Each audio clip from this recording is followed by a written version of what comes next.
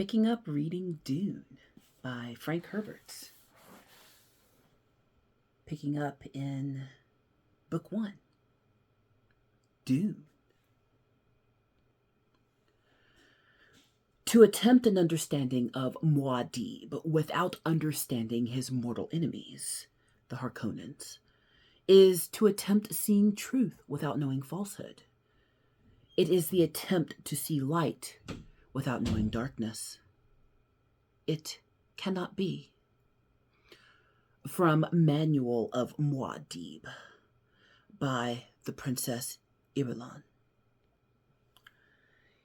It was a relief globe of a world, partly in shadows, spinning under the impetus of a fat hand that glittered with rings. The globe sat on a free-form stand at one wall of a windowless room, whose other walls presented a patchwork of multicolored scrolls, film books, tapes, and reels. Light glowed in the room from golden balls hanging in mobile suspensor fields.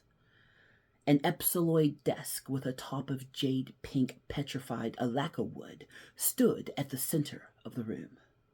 Variform suspensor chairs ringed it, 2 of them occupied. In one sat a dark-haired youth of about 16 years, round of face and with sullen eyes. The other held a slender, short man with an effeminate face. Both youth and man stared at the globe, and the man, half hidden in shadows, spinning it. A chuckle sounded beside the globe. A basso voice rumbled out of the chuckle. There it is, Peter. The biggest man-trap in all history. And the Duke's headed into its jaws. Is it not magnificent a thing that I, the Baron Vladimir Harkonnen, do? Assuredly, Baron, said the man. His voice came out a tenor with a sweet, musical quality. The fat hand descended onto the globe and stopped the spinning. Now all eyes in the room could focus on the motionless surface and see that it was the kind of globe made for wealthy collectors or planetary governors of the empire. It had the stamp of imperial handicraft about it. Latitude and longitude lines were laid with hair-fine platinum wire. The polar caps were insets of finest cloud melt diamonds. The fat hand moved, tracing details on the surface. I invite you to observe, the basso voice rumbled. Observe closely, Peter. And you, too, Thade Rautha, my darling. From 60 degrees north to 70 degrees south, these exquisite ripples, their coloring, does it not remind you of sweet caramels? And nowhere do you see blue of lakes or rivers or seas. And these lovely polar caps, so small. Could anyone mistake this place? Arrakis, truly unique. A superb setting for a unique victory. A smile touched Peter's lips. And to think, Baron, the Padishah Emperor believes he's given the Duke your spice planet? How poignant. That is a nonsensical statement, the Baron rumbled. You say this to confuse young Thade Rautha, but it is not necessary to confuse my nephew. The sullen-faced youth stirred in his chair, smoothed a wrinkle in the black leotards he wore, and sat upright as a discreet tapping sound at the door in the wall behind him. Peter unfolded from his chair, crossed to the door, cracked it wide enough to accept a message cylinder. He closed the door and unrolled the cylinder and scanned it. A chuckle sounded from within him. Another. Well? The Baron demanded. The fool answered us, Baron. Whenever did an Atreides refuse the opportunity for a gesture? The Baron asked. Well, what does it say? He is most uncouth, Baron. Addresses you as Harkonnen. No sire et cher cousin. No title. Nothing. It is a good name, the Baron growled, and his voice betrayed his impatience. What does dear Leto say? He says your offer of a meeting is refused. I have oftentimes met your treachery, and this all men know. And? The Baron asked. He says the art of Canley still has admirers in the Empire. He signs it, Duke Leto of Arrakis. Peter began to laugh. Of Arrakis. Oh my. This is almost too rich. Be silent, Peter, the Baron said, and the laughter stopped as though shut off with a switch. Canley it is, the Baron asked. Vendetta. Huh. And he uses the nice old word, so rich in tradition, to be sure I know he means it. You made the peace gesture, Peter said. The forms have been obeyed. For Mitat. You talk too much, Peter, the Baron said, and he thought, I must do away with that one soon. He has almost outlived his usefulness. The Baron stared across the room at his Mentat assassin, seeing the feature about him that most people notice first. The eyes, the shaded slits of blue within blue, the eyes without any white in them at all. A grin flashed across Peter's face. It was like a mask, a grimace beneath those eyes like holes. But Baron, never has revenge been more beautiful. It is to see the plan of the most exquisite treachery. To make Leto exchange Caladan for DUNE. And without alternative because the Emperor orders it. How waggish of you. In a cold voice, the Baron said, You have a flux of the mouth, Peter. But I am happy, my Baron, whereas you are touched by jealousy. Peter! Aha, Baron! It is not regrettable that you were unable to devise this delicious scheme by yourself. Someday I will have you strangled, Peter. Of certainty, Baron. And then, but a kind act is never lost, eh? Have you been chewing verite or set muta, Peter? Truth without fear surprises the Baron, Peter said. His face drew down into a caricature of a frowning mask. Aha, but you see, Baron, I know as a mentat when you will send the executioner. You will hold back just so long as I am useful. To move sooner would be wasteful, and I'm yet of much use. I know what it is you learned from that lovely DUNE planet. Waste not. True, Baron? The Baron continued to stare at Peter. Fayed Rautha squirmed in his chair. These wrangling fools, he thought. My uncle cannot talk to his mentat without arguing. Do they think I've nothing to do except listen to their arguments? Fayed, the Baron said, I told you to listen and learn when I invited you here.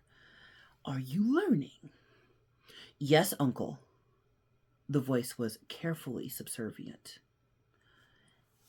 Sometimes I wonder about Peter, the Baron said.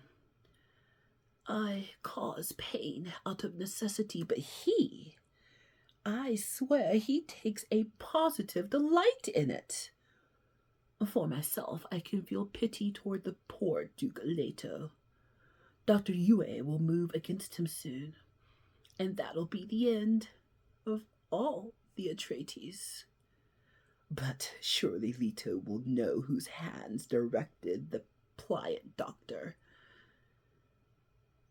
And knowing that will be a terrible thing.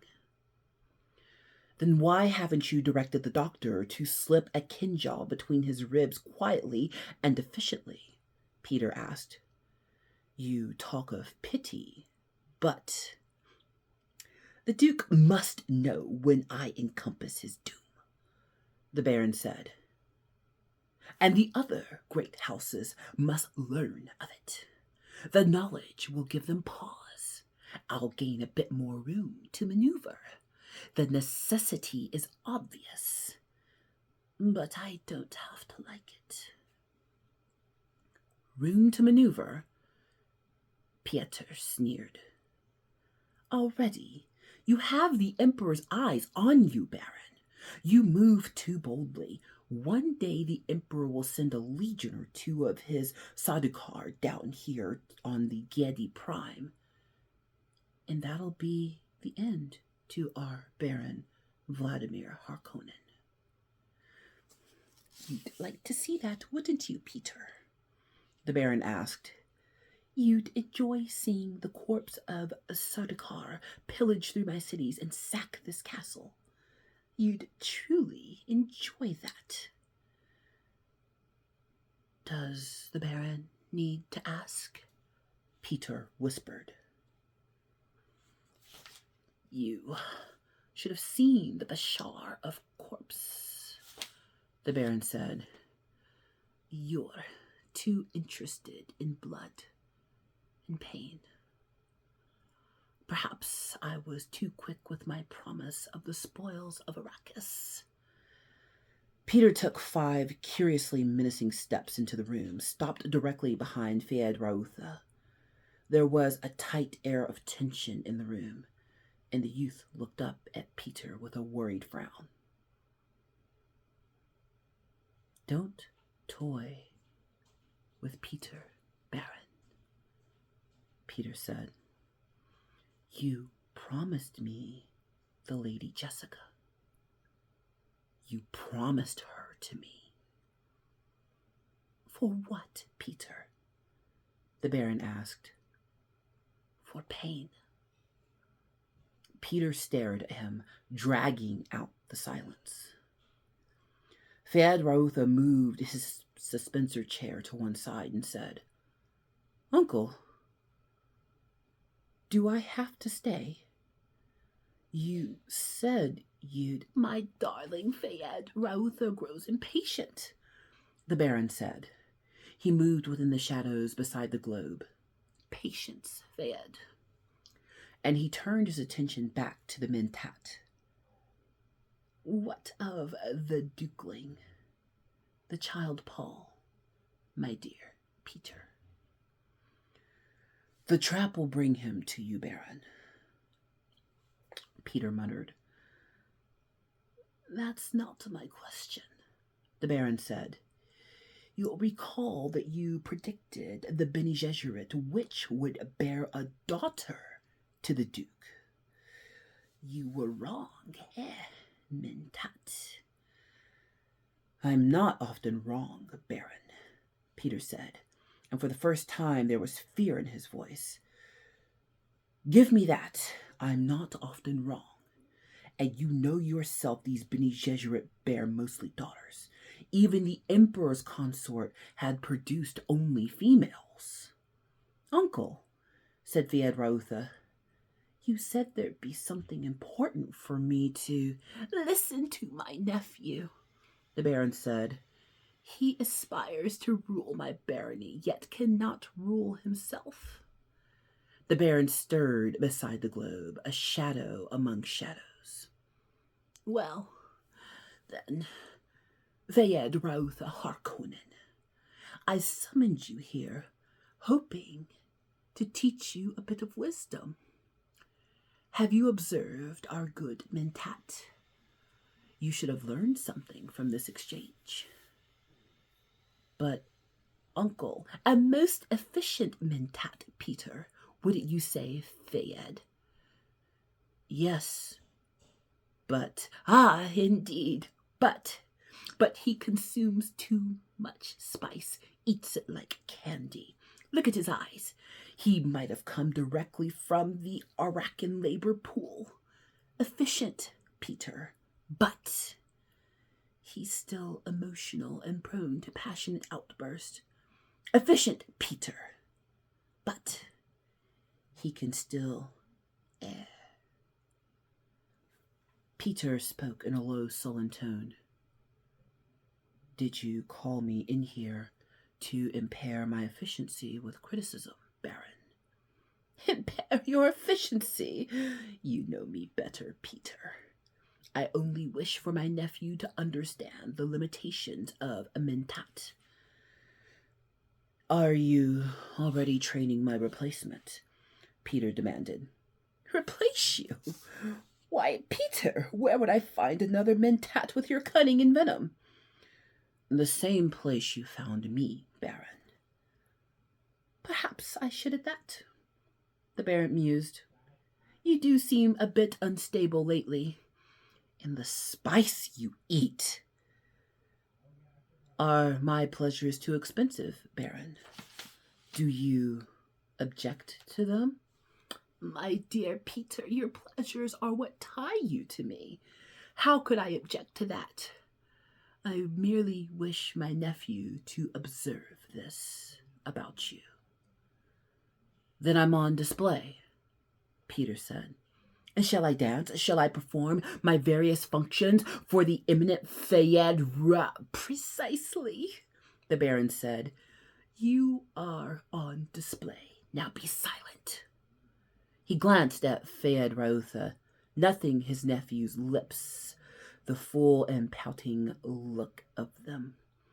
The Harkonnen genetic marker now twisted slightly in amusement. This is a Mentat, Fied. It has been trained and conditioned to perform certain duties. The fact that it's encased in a human body, however, must not be overlooked.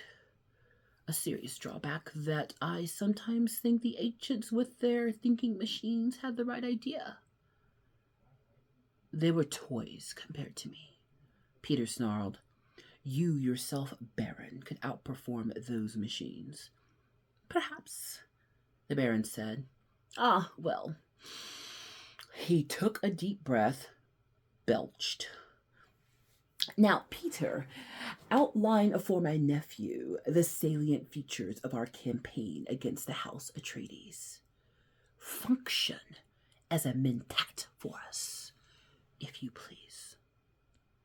Hey friends, it's me, the Ebony Otaku, the well-rounded nerd. I just couldn't split that scene up. I had to go all the way through. So it's been a while since I touched on Dune because It's my channel. I can do stuff when I want, right? Yes. All right, good. We're agreed. But I thought I'd revisit it because the next movie's coming out soon. So I'll do a few more Dune readings. I'll alternate the books that are not Warhammer books as I go through, and even the Warhammer books I alternate. But I was just in a Dune mood. And it gets me, back into the habit of reading more, using my time wisely. But I thought it was good to pick up because Dune is such an interestingly written story. The construction of the books as you go further on, it's very dialogue heavy, which, yes, there's always dialogue in books. But if we look at other authors who are great in the science fiction world, environment is more of a character than sometimes the actual dialogue is. So the world building is so important that you get all of the planet information, the weapons, the types of armies, the civilizations, the different races that are there. Dune is character driven more than situation driven. It's driven by these conversations, long conversations between characters. The series opens with a conversation between Jessica and Paul Atreides, the heir to Duke Leto Atreides, and their family is taking possession of Arrakis, the planet that has the spice. And the spice is a big deal. The spice is how they travel. The spice is a drug. The spice is fuel. The spice is everything. The spice is life. It is the spice of life. It opens with a conversation because young Paul Atreides is going into a next conversation with a Bene Gesserit mother. His own mom is a Bene Gesserit lady, and nun. There we go. That's the word I'm looking for. Nun, and she was given to his father in order to produce daughters. And she was ordered. They have the ability to choose the gender, which, if you know how genders are biologically chosen, that's weird. But they can choose the gender, and she was instructed you only give him daughters. But she ended up falling in love with the Duke, even though she's just a concubine, and gave him a son. That's where we got Paul. So, I really do like stories about the concubines. I don't know why. I'm just into them. But then young Paul has to have another conversation with this Bene Gesserit mother to see whether or not he might be the Kwisatz Haderach, to see if he is a chosen one, whatever. Stick your hand in the box because you're a Bene Gesserit and we all have to do this test. And a conversation happens. But now we look into another conversation. The Duke Vladimir Harkonnen, whose family currently has control over the planet that produces the spice, Arrakis, the desert planet. He is in his room spinning a globe with his nephew, who he has a thing for. I didn't write it. And his assigned assassin, which works for his house, Peter, in there as they start developing those plans on how they're going to take out the Atreides family, because the emperor of the galaxy right now, they swap off duties of governing Arrakis. One family house, one ducal house is not allowed to do it all the time. So they swap between houses every, few years or so, and it's now the Atreides' turn. But whoever controls the spice controls the galaxy, controls commerce, controls travel, controls politics, everything in all strata of society. And the Harkonnens have been in charge recently, and they don't want to let it go. They don't want to turn over. And the Harkonnens are super shady. But you know what? The Atreides are too. That's what you do. Do you know anything about royalty and how it works? Like real or fiction? It's just a whole bunch of treachery. That's what they do. And he is plotting to assassinate Duke Leto before he has a chance to take possession of Arrakis. And because Duke Leto has a son that he wasn't supposed to have, Jessica was ordered by them Bene Gesserit, don't you dare give him a son, you better only have girls. Well, she loved him, gave him a son, and that kind of throws a wrench in the works. Now this assassin, they have foreknowledge powers. They are a very specific race of beings.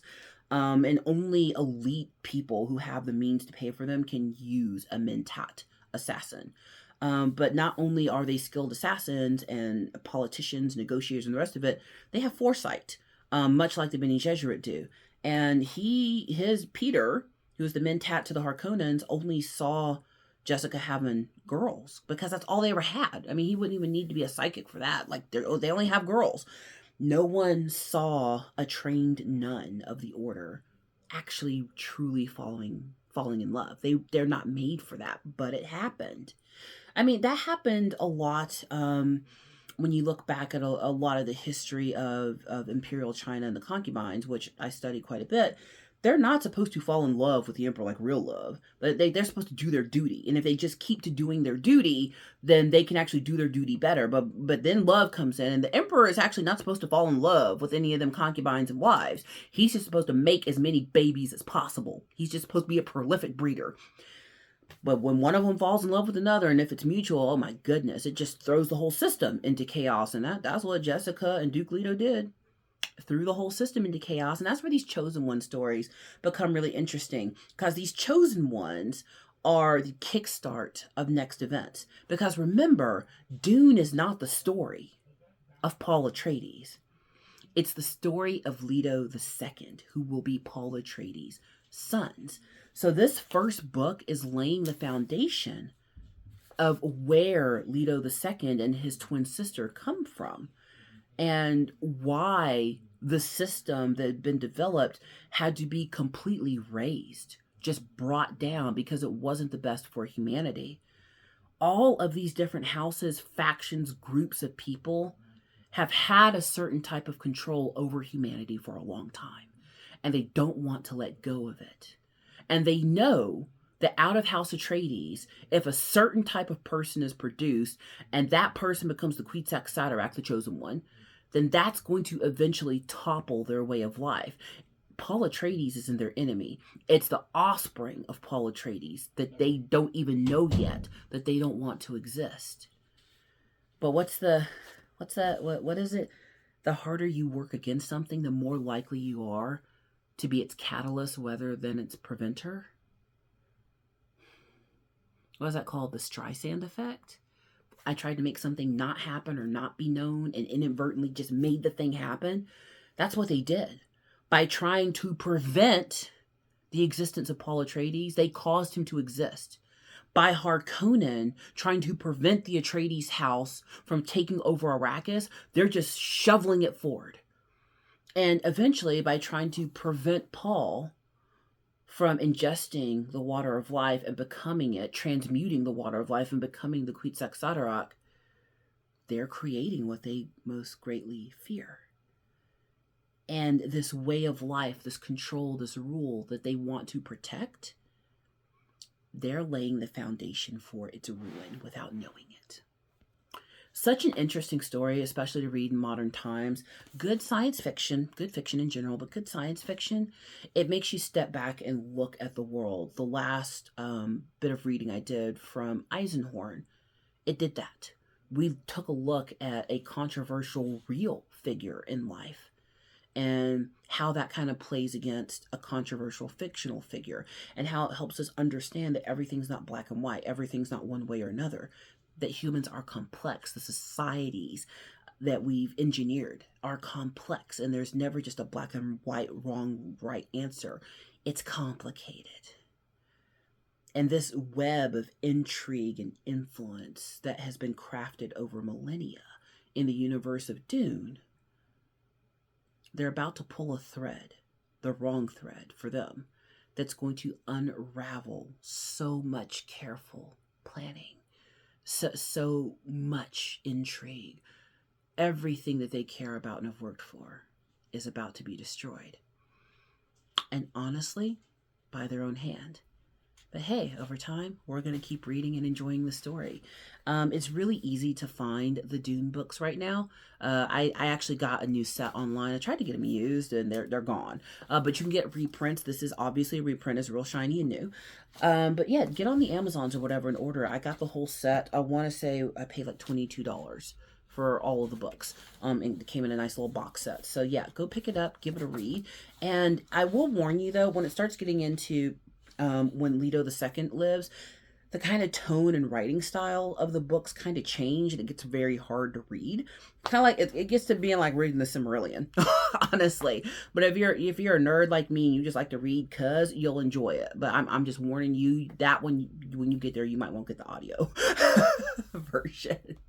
But I'm enjoying this. I'm glad I'm getting back into Dune. I'll alternate between different types of stories when I just do random readings. But I know I've said it before, but I'm going to say it again. I really appreciate everyone who is supporting the channel and watching the channel grow. I'm having a lot of fun with it. And as long as we're just having fun with it, we're going to keep on going. So as usual, please like, comment, and subscribe. And I can't wait to pick up reading Dune again in another video. I will see you in the next one.